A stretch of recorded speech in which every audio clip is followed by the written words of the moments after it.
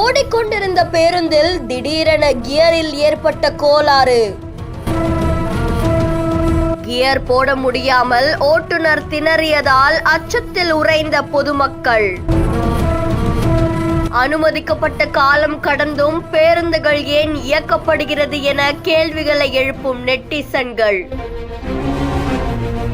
அரூர் நகர்ப்புறத்திலிருந்து தர்மபுரிக்கு போயிட்டு இருந்த அரசு பேருந்து ஒண்ணு திடீர்னு பழுதடைஞ்சிருக்கு. இதனால அந்த பயணிகள் ரொம்பவே அச்சமடைஞ்சதா சொல்லப்படுது. அரூர் அரசு போக்குவரத்து பணிமலையில இருந்து கிளம்பின ஒரு பேருந்து நிலையம் பக்கத்துல இருந்த பயணிகளை ஏத்திக்கிட்டு போயிருந்திருக்கு.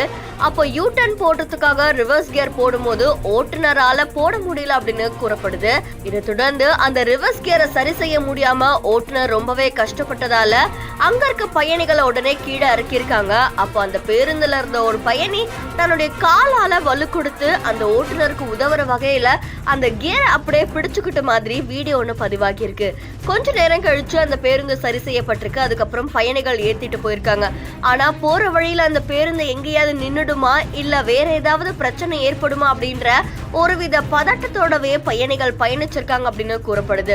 ஒரு பக்கம் இந்த வீடியோ பார்த்த சமூக ஆர்வலர்கள் எத்தனையோ புதுவிதமான பேருந்துகளை அரசு வெளியிட்டாலுமே இன்னும் பல மாவட்டங்கள்ல இந்த மாதிரியான பழுதடைஞ்ச பழைய பேருந்துகள் இயக்கப்பட்டு வருது.